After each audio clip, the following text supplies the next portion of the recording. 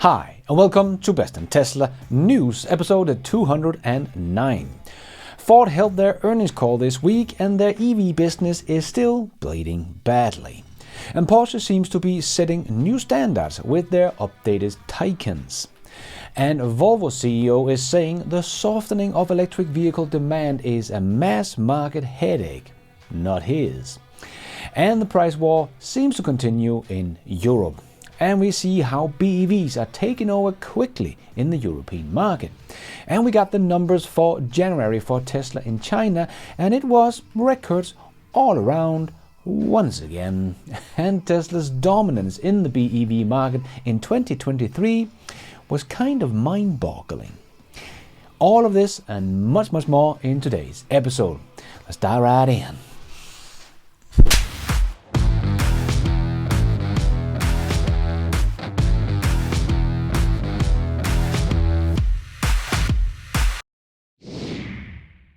Let's put our living stereo stylus in this groove.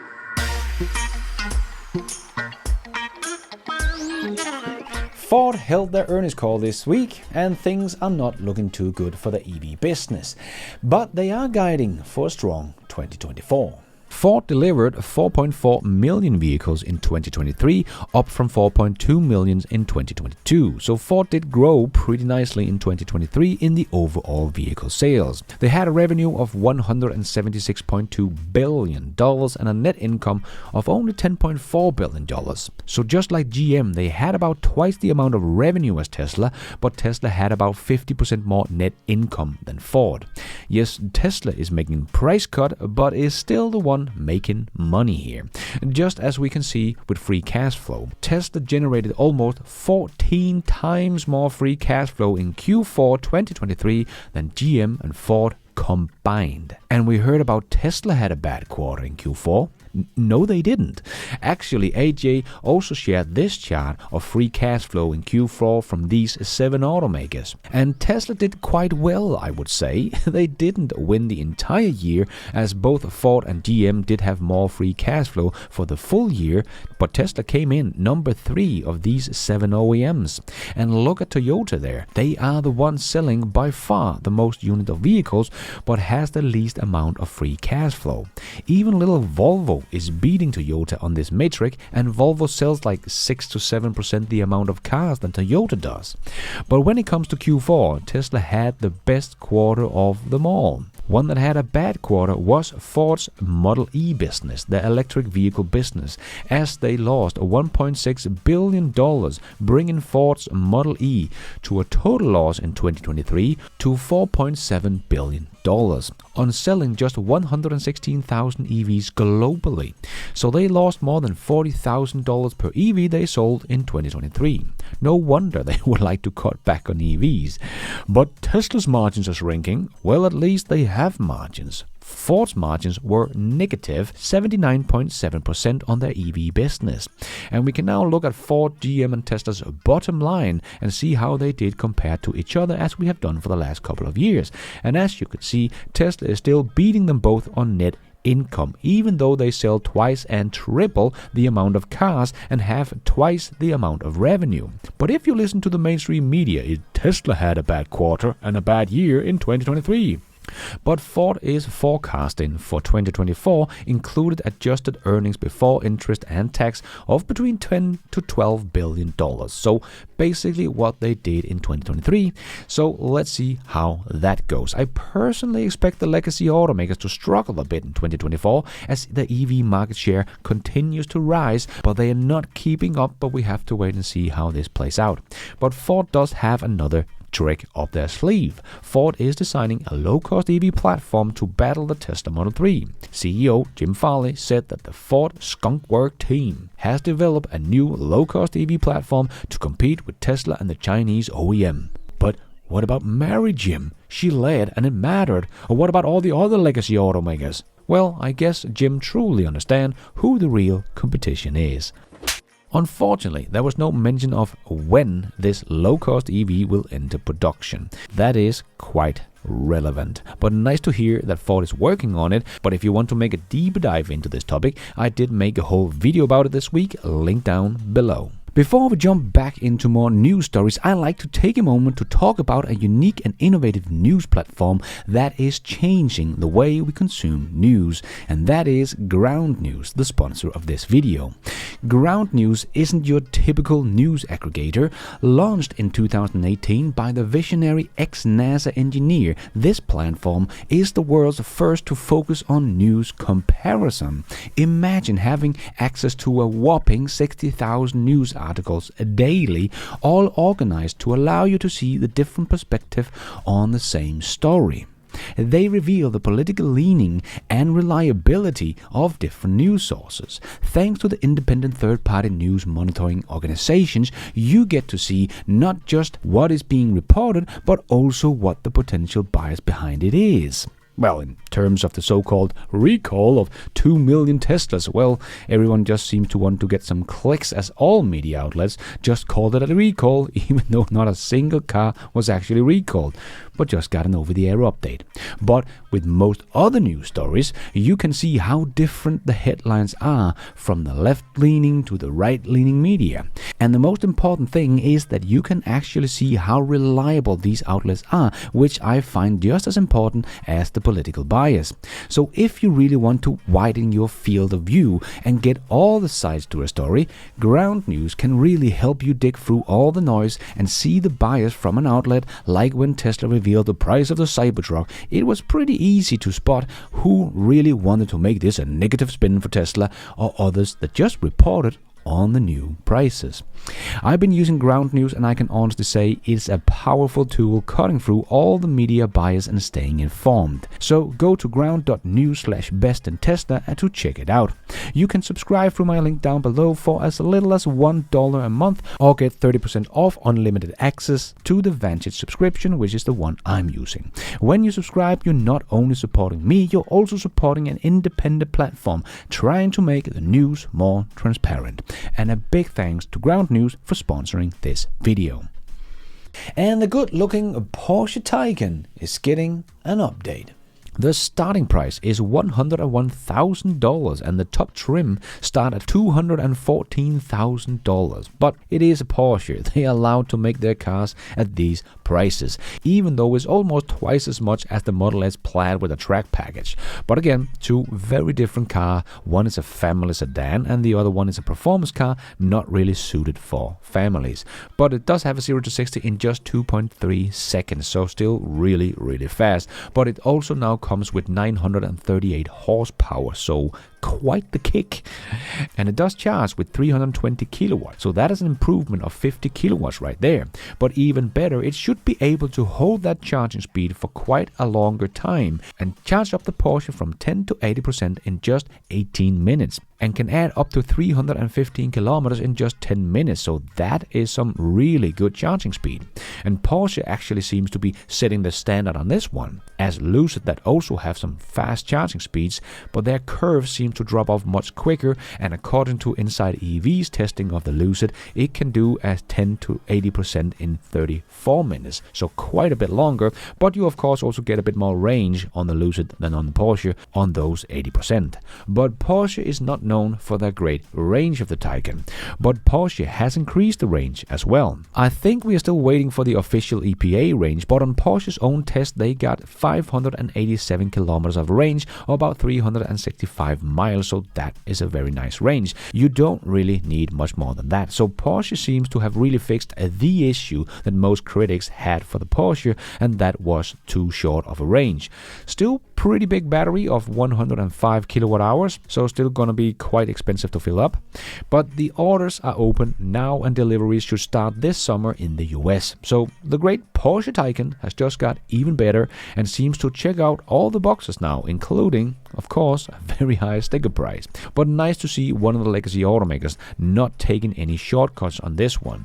This seems like an all-around great EV from Porsche. Can't wait to see the reviews when people get their hands on it. But also the new Taycan Macan that also seems to be built on Porsche's new EV platform, of course, so should also be a very capable EV, but again, of course, with a very high sticker price. The cheapest Macan will lose on almost all specs if you compare it to the Tesla Model Y Performance performance, even though it is $35,000 more expensive. But if you take the Macan Turbo, the Model Y loses on almost all specs, but now the Porsche is also more than twice as expensive. So I really think Porsche has done a great job here, making a couple of great EVs. But it's hard to compare them to Tesla's cars because they are just not the same kind of cars, and a Porsche does automatically come with a much higher sticker price just because of that badge.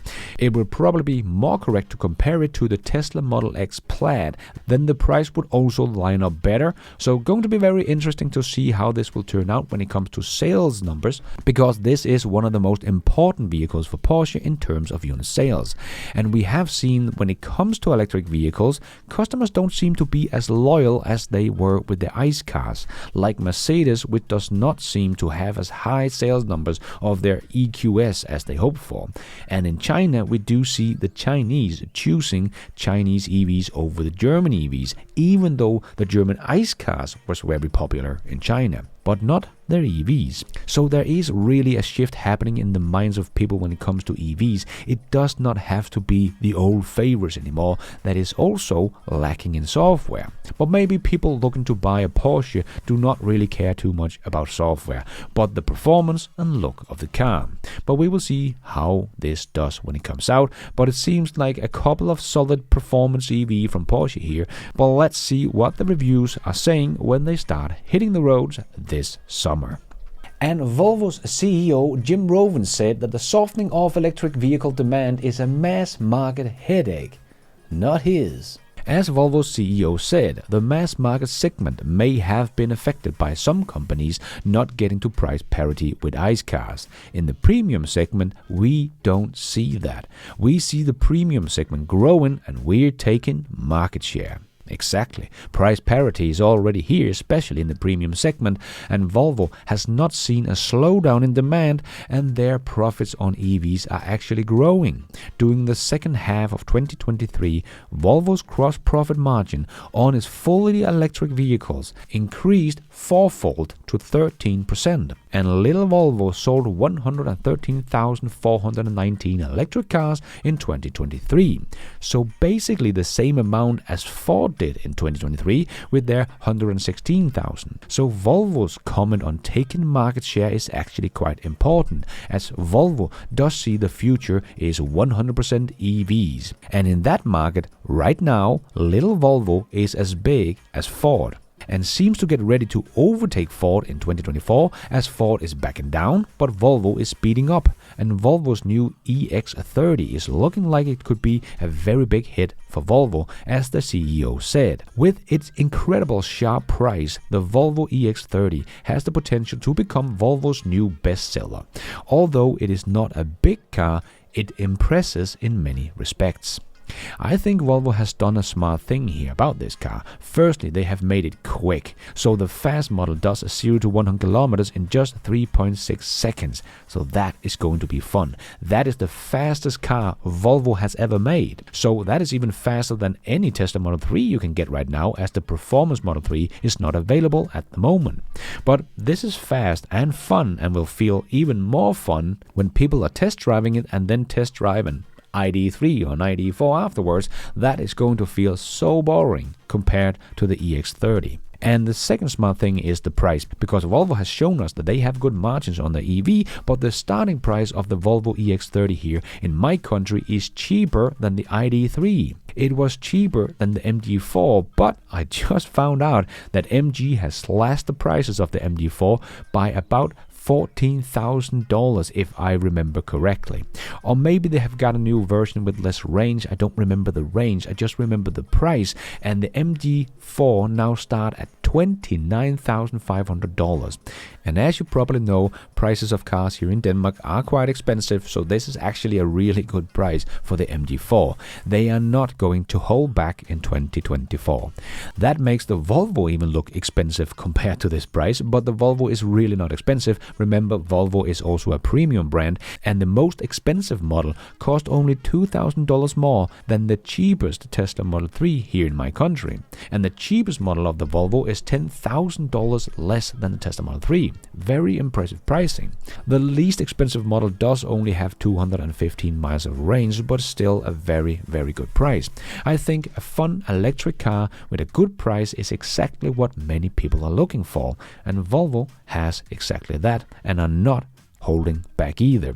As Volvo also said last year, Volvo will not sell a single car that is not fully electric after 2030, regardless of market. There is no if or no buts. So that was very cool. So Volvo actually has a chance to grow from the size they were in the ICE business as we know them today, from their 700,000 units to a much higher number, as they will be able to take some market share from the much slower moving legacy automakers like Ford, GM, Toyota and so on. So the price war seems to continue. And I see the Model 3, Volvo EX30, the MG4 and the BYD Dolphin as some of the big hits here in Europe in 2024. And of course the Tesla Model Y will of course beat them all, but I think we will see a nice growth in sales numbers from these 4 models. And as Volvo said, let the other legacy automakers worry about their slowdown in EV demand. It's not something Volvo is seeing. And let's squeeze in the last short news topics into this news show. Yes, it's time for the Tesla Shorts. If you look at the BEV registrations in Europe, we cannot see any slowdown in 2023 whatsoever. This looks like a nicely steady climb in my eyes. As you can see from pre-pandemic, BEVs has gone from 2% and 360,000 units to more than 2 million in 2023 and almost 16% market share. Whereas ICE cars went from 15.4 million pre-pandemic to 10.8 million in 2023. So ICE car sales have dropped almost 5 million units and have never and will never recover to pre-pandemic levels. BEVs are taking over and ICE cars are collapsing. I'm guessing that more than 20% BEV market share in Europe in 2024. What's your guess? And another place that is expecting high growth in BEVs in 2024 is Australia, that doubled their sales of BEVs in 2023, but Glenn Butler, a journalist from Drive.com, is predicting that that will happen again in 2024. So he is expecting 100% growth in Australia's BEV market in 2024, as they already have about 38 different EV models to choose from. Also the more affordable models like BYD's Auto 3 and the MG ZS. And we also got some numbers from EV volumes about most sold EV models in 2023. And no surprise, of course, the Model Y was the clear winner and the second place went to the Tesla Model 3. As the other BYDs in the top here are mostly plug-in hybrids, but after Tesla stealing the first 2 spots, BYD took the next 3 with the Auto 3, the Dolphin and the little Seagull. And as you look down the list, you might notice the rest are basically Chinese branded vehicles. And Volkswagen is the only legacy automakers on the list with 2 models, the ID4 and the ID3.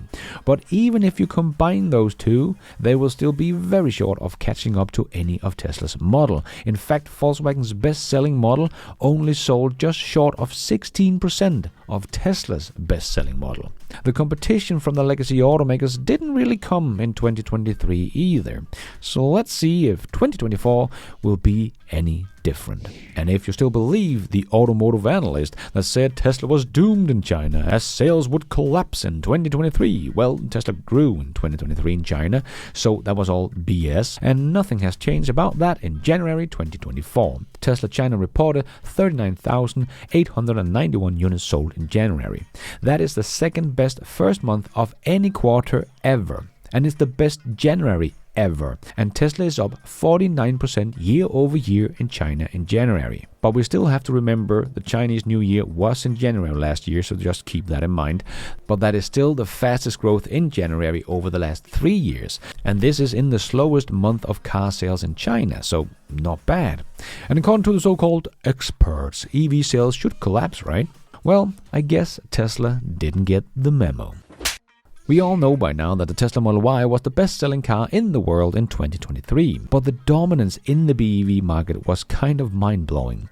Tesla had 19% market share of the world BEV sales in 2023, so nearly 1 out of every 5 BEVs sold in the world in 2023 was a Tesla. And Kathy Wood from ARK Invest wrote on X, I believe Delaware court decision forcing Tesla to void the March 2018 vote on Elon Musk's performance-based pay package is un-American, an assault on investors' rights, and an assault of the board of directors of one of the most stunningly successful companies in the US history. Amen to that. And Elon retweeted and wrote, thank you. And Boston Dynamics seemed to have realized, oh no, Tesla bot and Figure are out showing their robots doing actual useful stuff and not backflips. We must show that we can do that as well. And they made this video. But is it just me or does Boston Dynamics robot look very clumsy compared to a Tesla Optimus? And in the video you can also hear how noisy it is, not something you would want in your house at any point.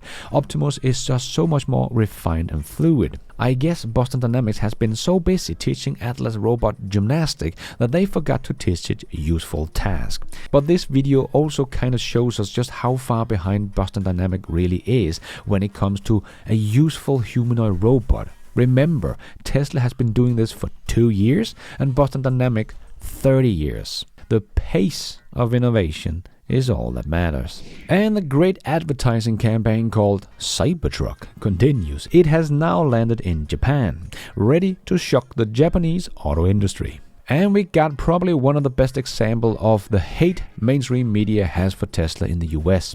Sky News reported on the matter that some people were using Apple's Vision Pro while driving. And the headline said, concern raised over Tesla driver using VR headset. Why is Tesla in the headline? Isn't it the VR headset used in any car?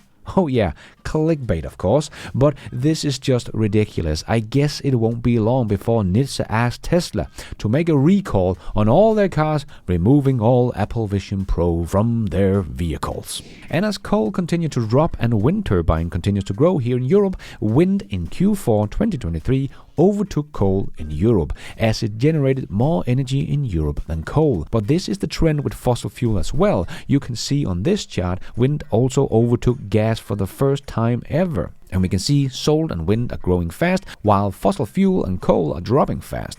Renewable energy from wind, solar and hydro stood for 43% of all the electricity in Europe in 2023. So if we take nuclear into the mix, as it is also zero emission, we are looking at 65.2% of Europe's electricity being made by zero emission energy generation in 2023. Nice. And I know many are freaking out because Tesla stock is down, but I just see this as a great buying opportunity because I'm a long-term investor in Tesla and that is the easiest thing to be. I buy and I hold. I don't really care what the stock do short term, and Tesla Economics on Old made this great little video illustrating exactly that. I bought my first Tesla shares in 2018, so they are up over 1,000%. I have of course bought some stocks every year ever since, so I'm not up over 1,000% on all my stocks, but still up many 100% combined. And I expect to continue to hold for another 20 years and continue to buy once in a while. That is why I don't really talk much about the Tesla stock on my channel other than looking way out in the future, because that is what it's all about. And Zach shared on X, just noticed this new change in 2024.2. The car now predicts how many supercharger stalls will be available on arrival with how many cars are en route. That's sick. Oh yes, this is exactly what Tesla talked about at their Investor Day, that they are making this a flight control center for all the electric vehicles in the future, and here is the third step. The first step was telling us how many stalls was available. The second step was the ability to redirect us if the station suddenly got full, and now the third step is telling us how many vehicles are inbound. Very cool. Again, software is going to set Tesla apart from any other charging provider, as they are not really working on this capability. So in the future you can go to a non-Tesla charger and hope when you get there you can charge, or you can head to a Tesla charger and make Tesla in charge of getting to one with the most chargers available. And we have some more bad news for full self-driving cars in San Francisco, as a cyclist was injured this week in collision with a Waymo driverless vehicle. This news comes after Cruise recalled their entire fleet nationwide, including San Francisco Street, in November after the Cruise robotaxi drove over a pedestrian that had been hit by another car. But I would just say that yes, we can't avoid accident altogether, and especially not here in the early days of full self-driving cars, but there is no doubt that autonomous vehicle will be much safer in the long run than humans and save millions of lives. So I hope this will not hurt the development of full self-driving cars, as they will be much safer than us humans that crash all the time. Like literally, every second there is an accident on the planet somewhere in our traffic. And Tesla's Berlin factory has been shut down for a couple of weeks now due to shortage in parts coming from China, as the ships have to go all around Africa now because of the trouble in the Red Sea. But Volvo did experience the same issue, so it's not just Tesla, but tomorrow the Berlin factory should be up and running again, according to the plant manager that said the supply chains are intact again, parts are available in sufficient quantities to be able to restart completely. The temporary production stop will not set Tesla back in the future ramp of the factory. Nice. And Hallmark's catalog shared a post on X about the insanity of Elon's compensation package getting overruled and putting it into a little perspective. As he wrote, Lucid CEO compensation last year, $379 million. Tesla CEO compensation last year, $0. We are living in a country where failure is rewarded and success is punished. And so many people said Elon should not buy Twitter, as he didn't know anything about media platforms. And now X is the #1 new app in record 163 countries around the world. Congratulations to the X team for making the platform so much better than it has ever been before. And Bloomberg was at it again, making some clickbait. Tesla sold only one car in Korea in January. Oh no! Like they have done for the past 3 years. January is usually a month of no sales in Korea for Tesla. Over the last 3 years, there has been 1, and then 2, and then 1 cars sold. But it's not like Tesla is not selling cars in Korea, and everyone is also waiting for the subsidies for EVs that starts in February. So once again, a completely nothing burger from Bloomberg. And it had to happen, right? Spark Motors fitted the Cybertruck with tracks. Now that is a beast to go to have some fun in the snow. And I'm actually leaving in a week's time to go to have some fun in the snow myself, trying out all new kind of fun tech in the snow, as I am heading for Finland to do our first film production for our new channel called Best in Tech. I have talked about it before if you haven't heard it, so stay tuned for that, because I think we have something special coming out with Best in Tech. But the channel will not be launched before June this year, as we are using the next 6 months to travel around the world making some big productions. Can't wait to show you guys some more. But Spark Motors also shared this on X. Meet the world's first open-air, zero-emission safari vehicle, a custom Rivian R1T, the perfect vehicle for a wilderness conservatory, as it makes minimal noise and do not output any emission that would disturb the surrounding environment and animals. Now, that is cool. And before we end off with a bit of fun, I just want to make a quick shout out to my newest supporters of this channel. My 2 new YouTube members, Sylvian Maher and Andrew Hamsworth. And my new Patreon producer, Shax St. Arnold, or something like that. Thank you so much for all the support. I am doing this all by myself, but you guys are all the producers of this new show. Thank you. And let's end off with a bit of fun. We hear all the time that EVs and full self-driving cars are dangerous. Well, humans have a tendency to panic and make a bad situation even worse.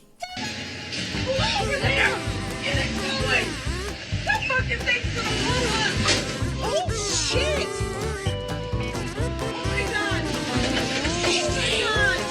Oh my god! Amy Jo, come inside. It's fucking dangerous.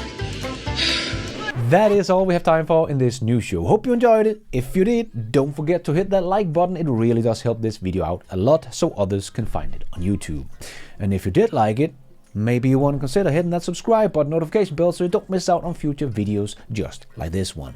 And if you're already a subscriber to the channel, thank you so much for the support. But if you want to support the channel even more, remember you can, for as little as $1, become a patron of this channel, or become a member of the YouTube channel to get a shout out as some extra perks like early access, ad-free versions of my videos, exclusive videos. So hit the members button or check out Patreon to find out more.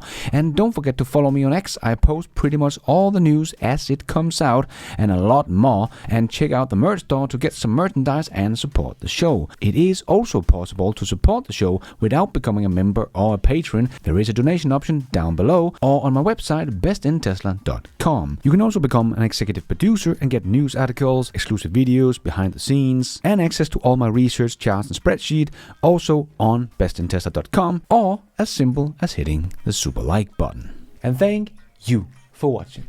And until next time, take care out there and be nice.